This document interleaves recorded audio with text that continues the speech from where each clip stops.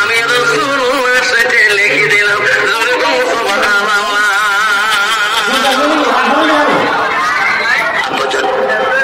Medina রাষ্ট্রপতি ওমর দেখতেছে তার মেয়ে কাঁদতেছে, হাফসা রাদিয়াল্লাহু তাআলা। বেটি কি বললো, বেটি রে আয় আমার কাছে আয়। হযরত ওমর তার মেয়েকে সামনে দেখালে, মা তোমার মুখটা আমার কানের কাছে দাও, আমি একটা তো গোপন কথা বলি। তো হাফসা কান্দে কান্দে গেলেন। মদিনা রাষ্ট্রপতি বলল, হাফসা রে কান্দিস মা, আমি মদিনা রাষ্ট্রপতি হতে পারে, আমি মারে আমি তো একটু কথা বলি যাই মা, মাকে আমার জন্য এক জায়গায় ভিক্ষা করতে হবে, এক জায়গায় সাহায্য যেতে হবে, মা তুমি পারবি কিনা? মদিনা রাষ্ট্রপতি হযরত ওমরের মেয়ে হাফসা বলল, আব্বা আপনি মদিনা রাষ্ট্রপতি হয়ে তার মেয়ের কাছে সাহায্য আনতে যাবে, কার বাড়িতে যাবো, কার কাছে যাবো?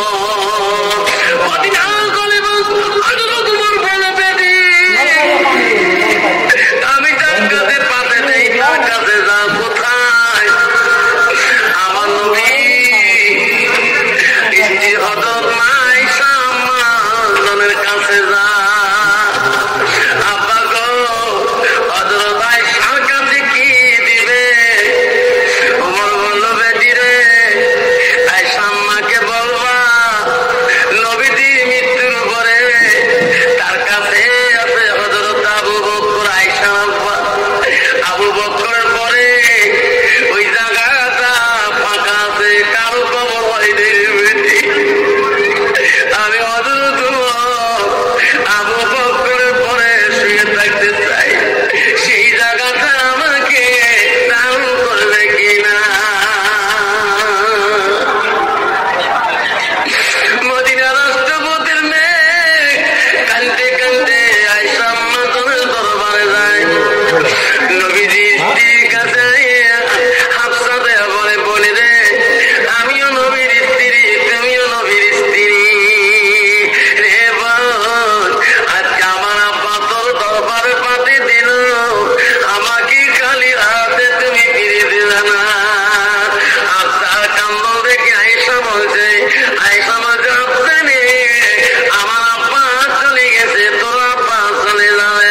হাফসা কান্দিস রে বল, কি দুঃখে তুমি কান্দ, তুমি বল। বলছে, বলে রে আমার নবীর পরে তোমার আব্বা ঘুমিয়ে আছে, তোমার আব্বা পরে কেউ ঘুমায় নাই, কবরের জায়গাটা খালি, সেই জায়গাটা আমার আব্বা তোর কাছে দান স্বরূপে চায়। ও গো বোন, আমার আব্বা পাঠিয়ে দিল, আপনি না করা পর্যন্ত আমার আব্বা আমার জন্য অপেক্ষা হয়ে থাকবে।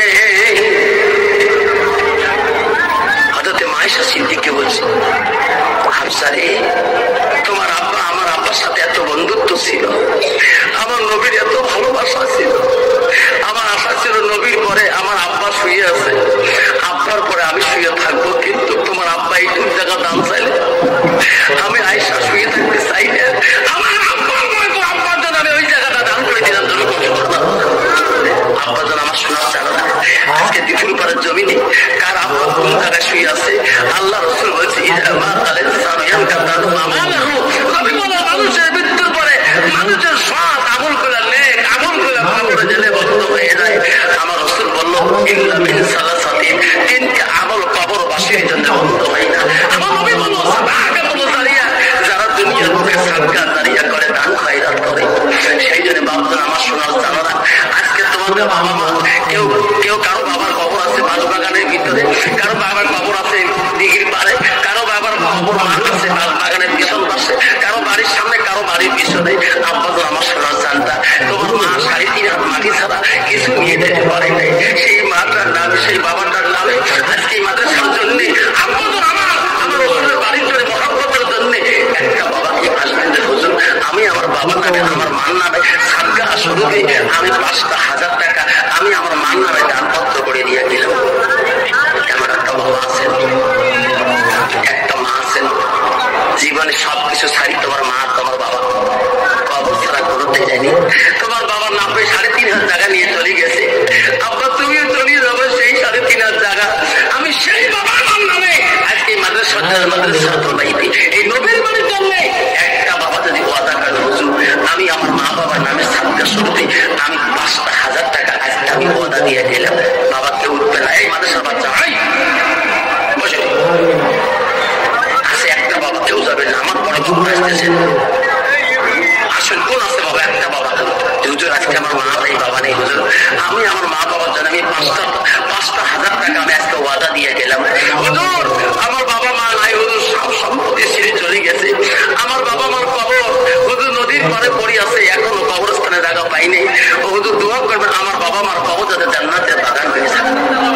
আমি দোয়া করে যাব আমার মা বোনেরা আব্বারে একটা বাবার কাছে চাইলাম গো 5,000 টাকা পাবো না আব্বারা আমি একটা একটা করে বাবার দরবারে অবগুণে 1,000 করে যদি 50টা বাবা দিয়ে যাই 50,000 টাকা হয়ে যাবে। নবীর বাড়ি কোনোদিন করে থাকবে না। সর্বপ্রথম আমি 50টা বাবার দরবারে আমি 1,000 করে টাকা ওয়াদা চাইলাম। আমি তো দোয়া করবো আমার মা বলে না তোমাদের প্যান্ডেল থেকে যদি 1,000 পাঠিয়ে দাও 500 টাকা পাঠিয়ে দাও আমি আব্দুল আলী দোয়া করবো মা তোমার বাবা তোমার মা জান্নাতে বাগান ছিলেন। ফাতেমা নবীজির পাশে বারবার একটু ফাতেমা দূরে গেছিল, এমন সময় ফাতেমা ঘরে নাই ঢুকতে মানুষের আওয়াজ পায়। ফাতেমা বলে আব্বার কাছ থেকে এখনই গেলাম, কেউ ছিল না আম্মাও ছিল না, আব্বা কার সাথে এখন গল্প করলো। ফাতেমা ঘরে ঢোকার সাথে সাথে বলে আব্বু গো এখানে কেউ নাই, আমি একটু হিরোরে গেলাম, আপনি কার সাথে পেশাল পালেন গল্প করে।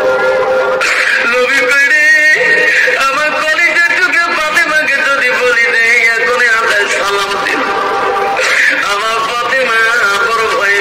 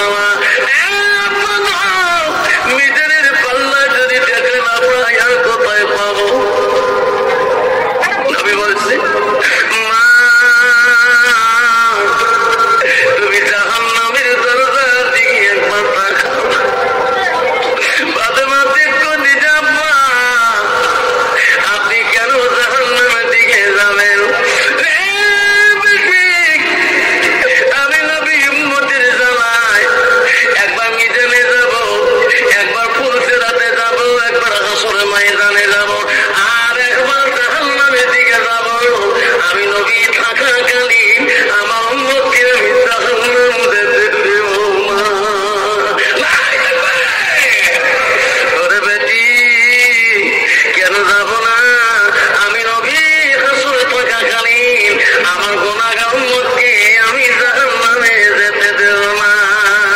দয়ার নবী প্রেমের ছবি আর আসবে না।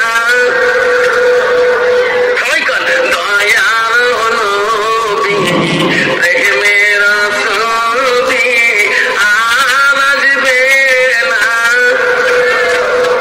হাসরের দিনে উম্মতের দিনে, হাসরের দিনে উম্মতের দিনে যাবে না নবীজি বেহেশতে। দয়ার নবী প্রেমের ছবি আর আসবে না জগতে। নবী আমার যে সত্যিকার জিন্দেগি কালকে বড় উম্মতি, যে সত্যিকার জিন্দেগি কালকে বড় উম্মতি। এখনো কান্দি শুয়ে মদিনাতে, এখনো কান্দি শুয়ে মদিনাতে।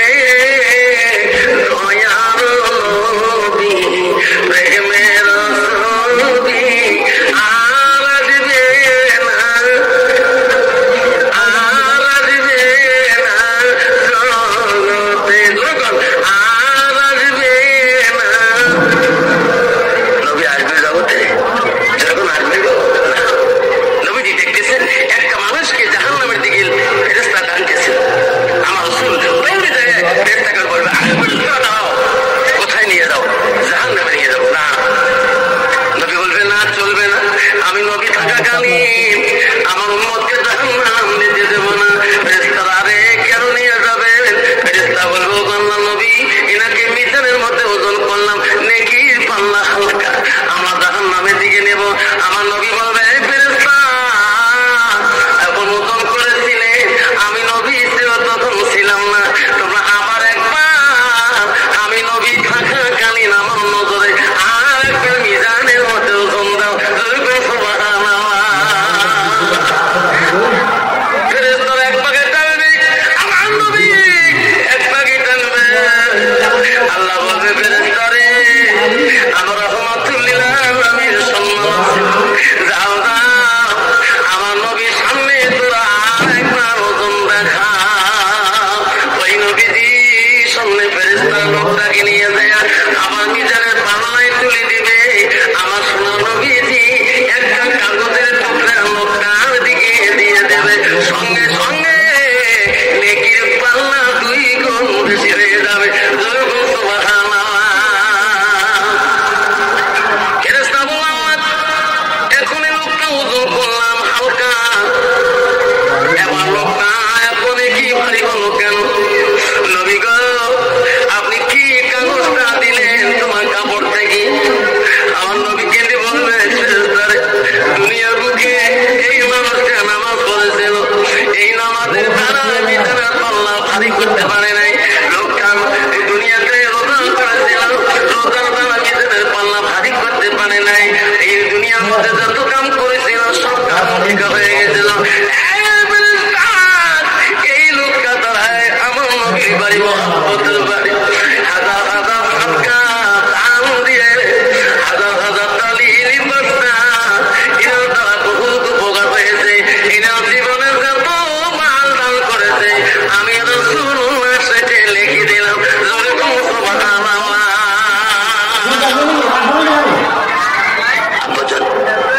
মদিনা রাষ্ট্রপতি ওমর দেখতেছে তার মেয়ে কাঁদতেছে, হাফসা রাদিয়াল্লাহু তাআলা। বেটি কি বললো, বেটি রে আয় আমার কাছে আয়। হযরত ওমর তার মেয়েকে সামনে ডাকালে, মা তোমার মুখটা আমার কানের কাছে দাও, আমি একটা তোমার গোপন কথা বলি। হাফসা কাঁদে কাঁদে গেলেন। মদিনা রাষ্ট্রপতি বলল, হাফসা রে কাঁদিস মা, আমি মদিনা রাষ্ট্রপতি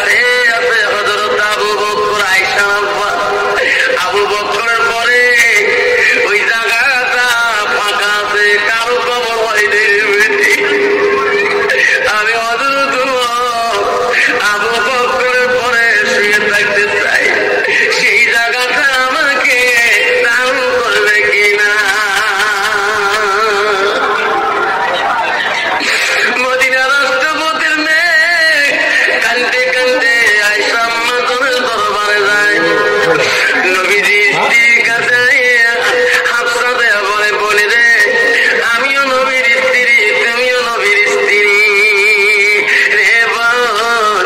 আজকে আমার আব্বা তোর দরবারে পাঠিয়ে দিল, আমাকে খালি হাতে তুমি ফিরে দিলে না। আফসার কান্দন দেখে আয়েশা বলছে, আয়েশা বলছে আফসা নে, আমার আব্বা চলে গেছে, তোর আব্বা চলে যাবে। আরে আফসার কান্দিস রে বল, কি দুঃখে তুমি কান্দ, তুমি বল। বলছে বলে রে আমার নবীর পরে তোমার আব্বা ঘুমিয়ে আছে, তোমার আব্বা পরে কেউ ঘুমায় নাই, কবরের জায়গাটা খালি, সেই জায়গাটা আমার আব্বা তোর কাছে দান স্বরূপে চায়।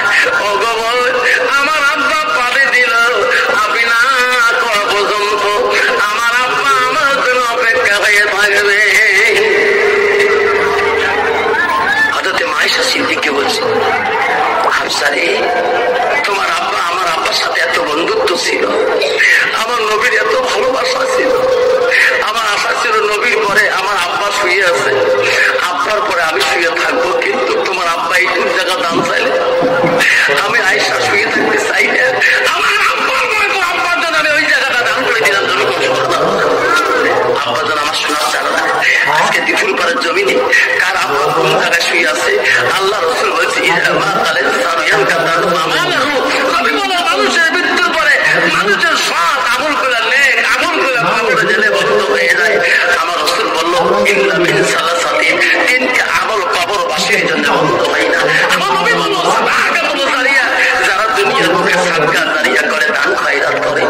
সেই জন্য বাপজন আমার শোনার জানো না, আজকে তোমাদের বাবা মা কেউ কেউ কারো বাবার কবর আছে বাগানের ভিতরে, কারো বাবার কবর আছে দিঘির পারে, কারো বাবার কবর আছে বাগানের পিছন পাশে, কারো বাড়ির সামনে, কারো বাড়ির পিছনে। আব্বাজ আমার শোনার জানতা, তোমার মা 3.5 হাত মাটি ছাড়া কিছু নিয়ে যেতে পারে নাই, সেই মাটার নামে, সেই বাবাটার নামে আজকে মাদ্রাসার জন্য আব্বাজ আমার রসুলের বাড়ির জন্য মহাব্বতের জন্য একটা বাবা আসবেন যে হুজুর আমি আমার বাবার নামে, আমার মার নামে সাদকা স্বরূপে আমি 5,000 টাকা আমি আমার মার নামে দানপত্র করে দিয়ে দিলাম। এমন একটা বাবা আছেন, একটা মা আছেন, জীবনে সবকিছু ছাড়ি তোমার মা তোমার বাবা কবর ছাড়া করতে যায়নি। তোমার বাবার নাম 3,500 টাকা নিয়ে চলে গেছে, আব্বা তুমিও চলে যাবে সেই 3,500 টাকা, আমি সেই বাবার নামে আজকে মাদ্রাসা বাড়িতে এই নবীর বাড়ির জন্য একটা বাবা যদি ওয়াদা করে, হুজুর আমি আমার মা বাবার নামে সাদকা স্বরূপে আমি 5,000 টাকা আজকে আমি ওয়াদা দিয়ে দিলাম, বাবা কেউ উঠবে না। এই মাদ্রাসার বাচ্চা বসে আছে, একটা বাবা কেউ যাবে না, আমার বড় বাবা আসতেছে, আসুন কোন আছে বাবা, একটা বাবা তো হুজুর আজকে আমার মা নেই বাবা নেই, হুজুর আমি আমার মা বাবার জন্য আমি 5,000 টাকা আমি আজকে ওয়াদা দিয়ে গেলাম, হুজুর